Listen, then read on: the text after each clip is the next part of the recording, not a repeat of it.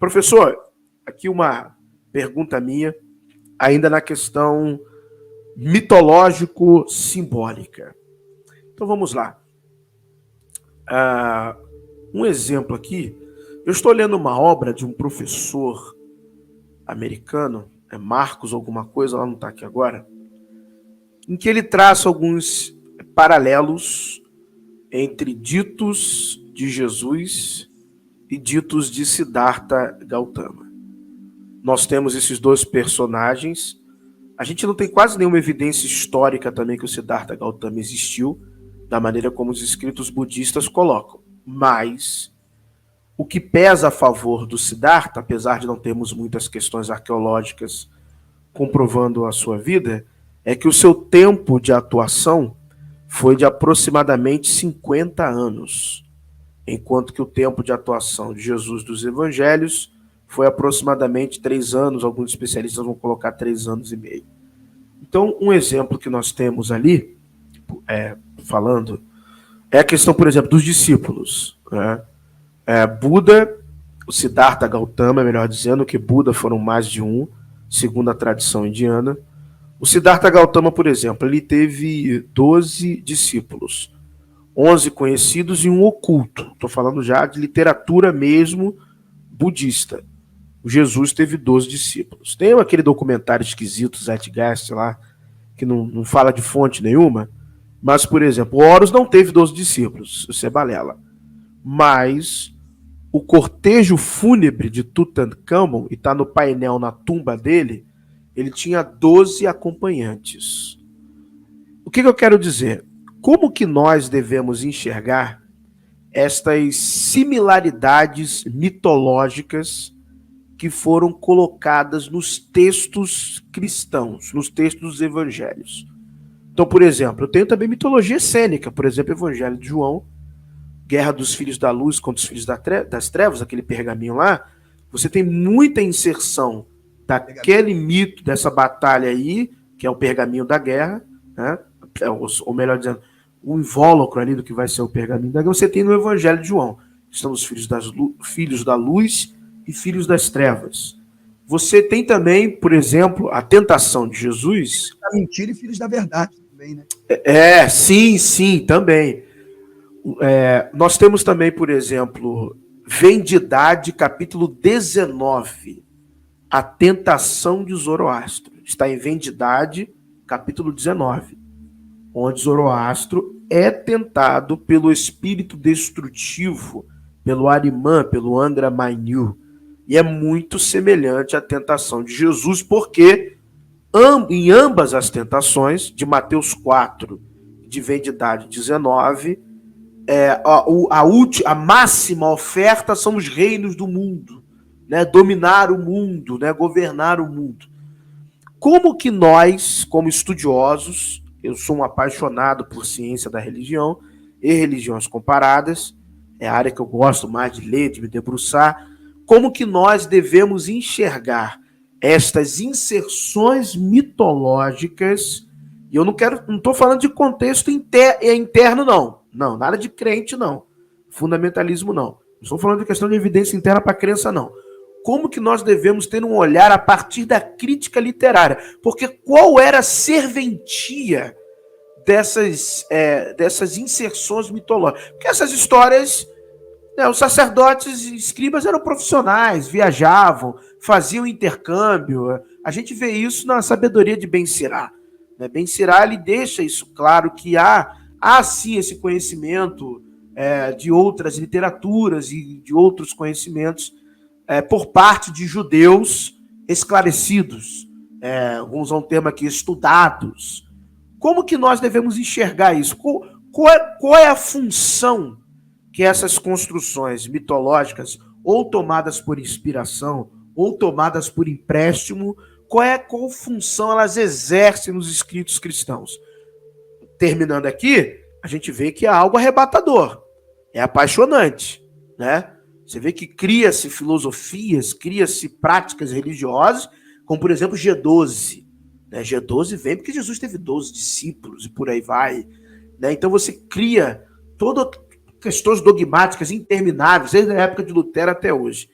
Mas qual o real papel que isso tem nas questões do imaginário popular?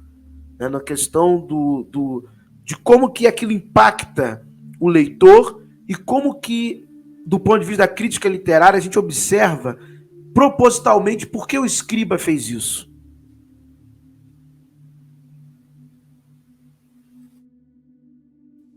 Muito bem. Primeiro, já ficou muito claro para todos nós que Jesus, apesar de estar dentro de seu ambiente, no sentido da metodologia, né, da proposta de uma análise antropológica, cultural, e partindo ainda dos arranjos que sobre ele foram sendo feitos, ele vai sendo moldado sob muitas perspectivas. Isso é inegável. Você já deixou claro anteriormente sobre os zoroastrismos. Nós tivemos aqui, eu falei sobre a historicização profética que fazem para dizer que ele é cumprimento de profecias, ao ponto de cometerem um gafe sobre Jesus nascendo de uma virgem. E por isso eu falei da judaização. Porém, a gente precisa entender que como muitos conceitos místicos chegaram aos judeus e por que eles estão presentes nos evangelhos. Então aí eu tenho que fazer o que você fez, falar das religiões milenares. Porque tanto o judaísmo quanto o cristianismo é algo novo. Nós temos religiões mais antigas, como o hinduísmo, o budismo, o zoroastrismo, o mandaísmos. Nós temos muitas religiões antigas. Entende?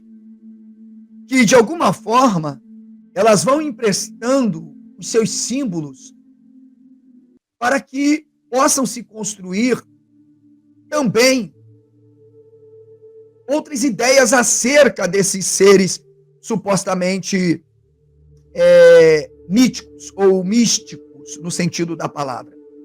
Então, as sociedades são marcadas por um rico simbolismo.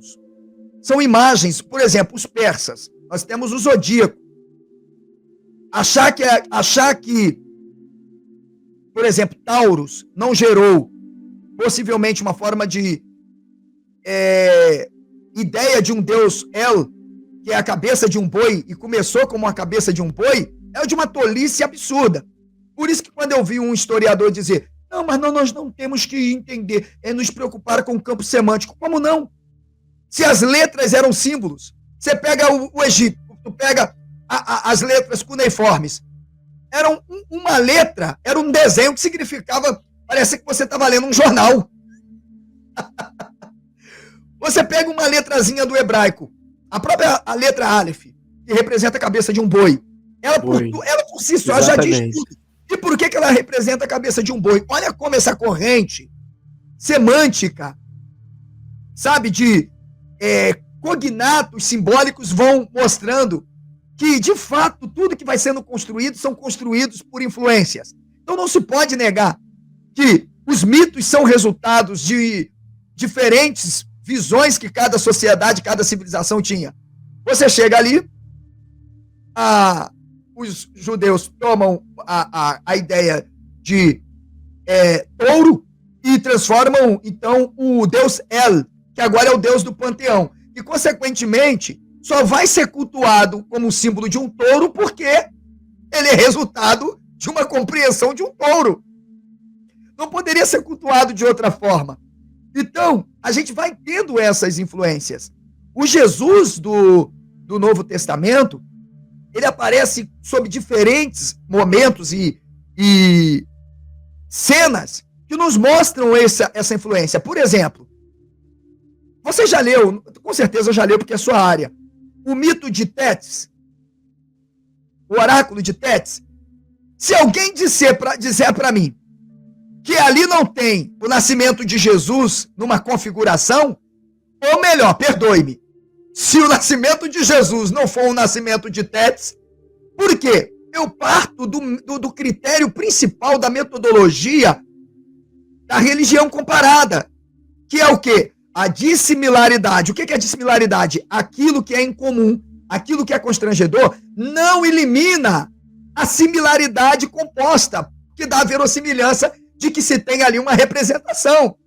Então, eu condeno o critério da dissimilaridade usado pelos historiadores para defenderem pequenas diferenças de ações ou falas de Jesus por causa de tradições.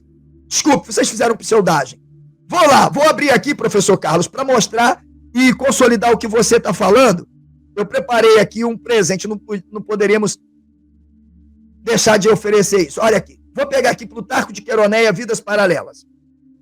Ok? Mas eu quero que você abra aí em Mateus, Lucas, o nascimento virginal de Jesus. Xiii! Será que o nascimento virginal de Jesus? São duas versões. Uma versão a lá judeu e a outra versão a lá Roma. Numa você escolhe o nascimento de Jesus na perspectiva dos flavianos e outra você escolhe na percepção dos helenos, que estão a serviço de Roma.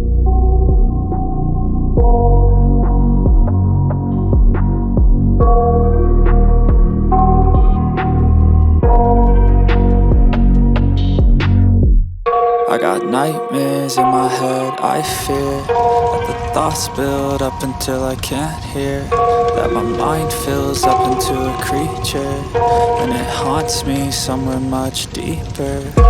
Anxiety, filling up every space, no privacy. And silently, it could build and build until you finally see, whoa, it's taking over, damn no closure, moving closer.